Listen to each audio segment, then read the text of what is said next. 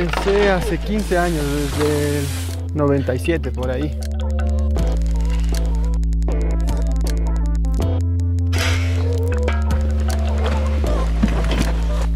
A mí me encantó la primera vez que experimenté saltar en la bici. En el Ecuador no hay muchas pistas, o sea, hay pistas de bicicross que no son para esto, los de freestyle son de cemento y de saltos de tierra no había. Entonces, la única forma de montar una pista era construírsela.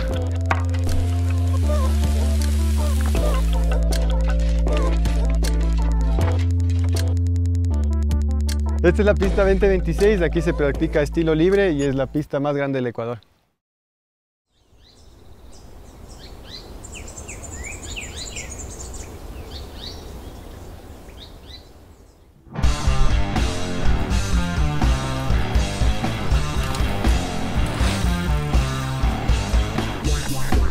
El mantenimiento de la pista es bien largo, hay que hacer de todo, diario mantenerla siempre.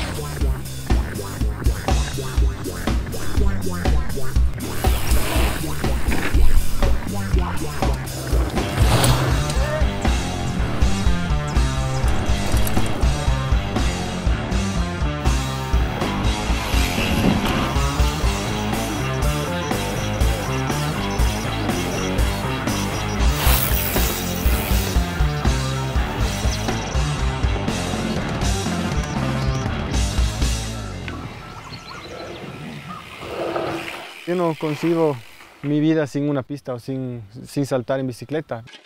Es la vida de él, porque es una obra que él empezó desde nada. Era un terreno plano. Hay más o menos unos 30, 40 saltos. Es la mejor maestra o profesora de salto en el Ecuador porque te enseña desde saltos chiquitos a solo rodar hasta saltos medianos, a que vas cogiendo confianza. Tienes la piscina de esponjas para aprender trucos, un salto de prueba para aprender los trucos ya a tierra, con una tierra floja y no te caigas muy duro, y de saltos bien grandes técnicos. Entonces puedes ir progresando desde nada hasta un nivel súper alto.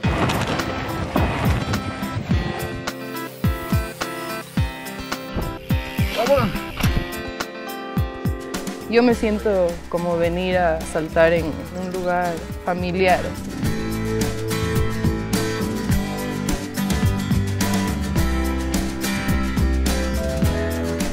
Simplemente de alejarse de todo y estar feliz. Uno ha ido creciendo con la pista.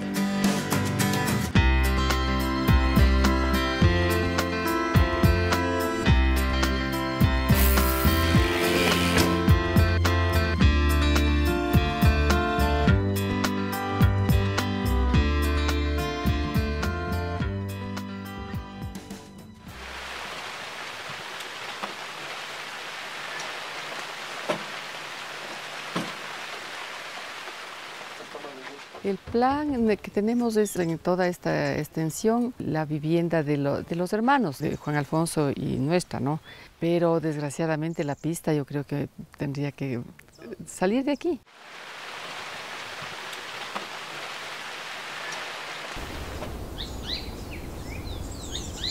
En este último verano se secó un montón toda esta región y había un sol infernal. Parece que alguien prendió fuego en algún lado, se comenzó a incendiar el terreno de al lado de mi casa, hasta que llegó cerquita de mi casa y empezó a prender las paredes y se empezó a incendiar la capilla.